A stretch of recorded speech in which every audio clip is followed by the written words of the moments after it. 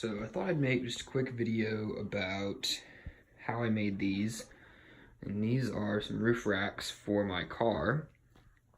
And I ultimately decided to make roof racks instead of buy the commercially available ones, because nothing that was low in the price range really had very good reviews at all. And the expensive stuff was just really expensive. They wanted like $450 for a set of factory roof racks for my car, and it just didn't seem like it could possibly be that hard. And so I decided to make some, so I thought I'd make a quick video, kind of show you guys how I did it, give you guys a little bit of an idea. It's definitely not going to be like a how-to or anything like that, but kind of give you an idea of what I did. If you're thinking about making some, maybe give you a jumping off point. The car I have is a 2015 Mazda 3, super common car. And one important thing to note is that it has fixed mounting points. So what that means is it's got two little rails that run down the side of the car, and underneath those rails are bolt holes.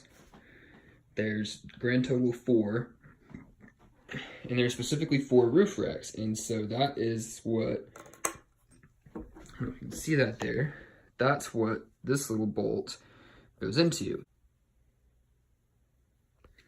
I believe this bolt is a metric 6x40 millimeter, and I've got one flat washer and one lock washer. And for my car, the 2015 Mazda 3, along with this felt, that was like the perfect spacing. So it goes just far enough to get down into that little bolt hole in the car, but not far enough to bottom out. So that was the perfect combination for me. You might have to play around with it a little bit if you're doing something like this for your car. So that's a pretty big key point here. If your car doesn't have this and you're trying to work with something that's just clamping on, you're probably gonna have a hard time. But I figured since I had an actual hard point to mount to, it couldn't possibly be that hard. I couldn't find too much information about it, so I kind of ended up just going for it. And I figured, what the hell, it's a pretty small amount of wood or whatever to waste if it didn't work out, so it was worth a try.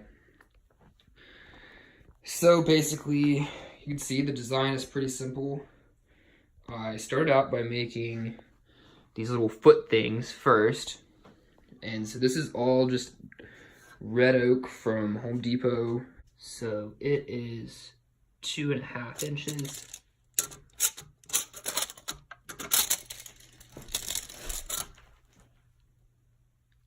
By 3/4 of an inch. And that's what I built all of this out of. So basically, I just started off and made these little feet here. These are 4 inches this way. So to start, I just kind of made these 2 4-inch pieces here, cut some little corners in there, glued them on there, and made 4 of those, drilled the hole for the bolt.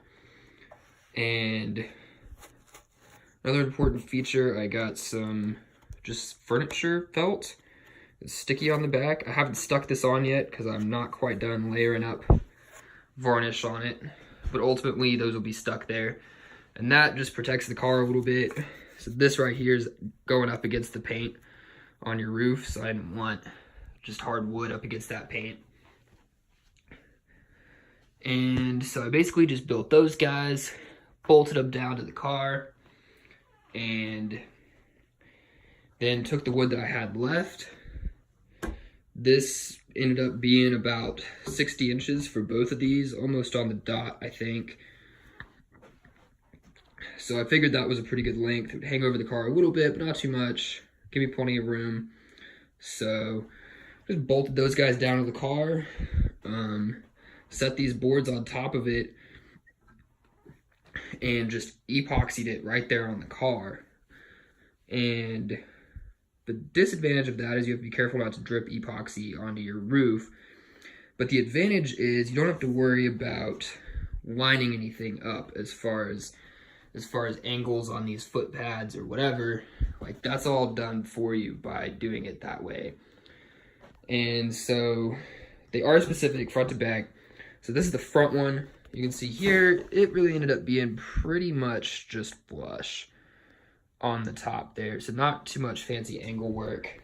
But the back one actually ended up being, I don't know if you can see that, at a decent, this one shows a little better, ended up being at a decent little angle there.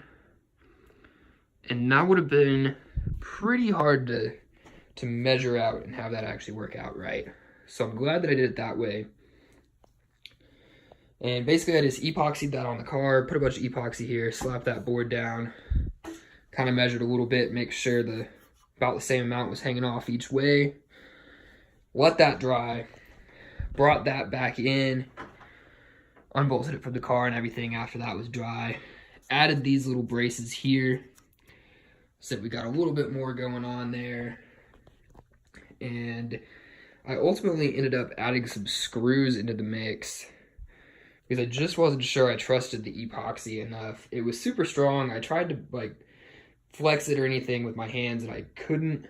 So I felt like it was probably safe, but since I was planning on strapping a boat to this on top of my car, I figured it would be pretty bad if it were to just come loose or something. So I thought some screws would be good. At least you have some sort of mechanical linkage in between the car and the boat. So after all this glue was done and everything, I just added one screw on the top on each of these and 2 screws on the bottom. You can see that. And so basically what that does is I've got screws that are connecting this little piece here to this piece, and I've got a screw that's connecting this crossbar here down into this L. And then this bolt goes down to the car. So I figure at least that way, worst comes to worst, I've got some line of connection there to the car. But like I said, this is really super sturdy, so I'm pretty impressed with it overall. Other than that, the only other thing I really did to these was throw some polyurethane varnish on here. And that is an important aspect because epoxy is actually really sensitive to ultraviolet light. So since we're gonna have this thing outside, all that sunlight on the epoxy will make it get really brittle and can weaken it pretty quickly. So nice couple coats of varnish on here before you take this out is pretty important. But other than that, I hope this has provided a little bit of insight for you guys. And here we go. So these are the racks in action. 2015 Mazda 3. And a 10-foot kayak here, weighs about 45 pounds or so. Give you an idea how it all comes together.